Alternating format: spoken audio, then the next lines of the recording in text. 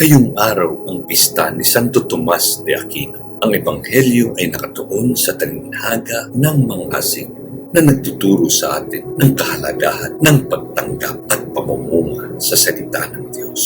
Ang binhi ay ang salita. Iba't ibang uri ng lupa ang tumatanggap sa binhi. May mga tumatanggap na hindi naguugat, may nabubulok sa tinik at may namumunga ng sagana.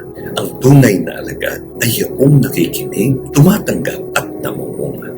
Ang salita ng Diyos ay ibinubuhos sa lahat, ngunit ang bunga ay nakadepende sa ating pagtanggap. Kung tayo ay bukas, handa at matatag, mamumunga tayo ng 30, 60 at 100 ulit. Sa kanyang buhay, pinakita ni Santo Tomas ang pagiging mabuting lupa. Tinanggap niya ang salita, pinag-isipan ng malalim at ibinahagi sa magitan ng kanyang karunungan at kabanalan.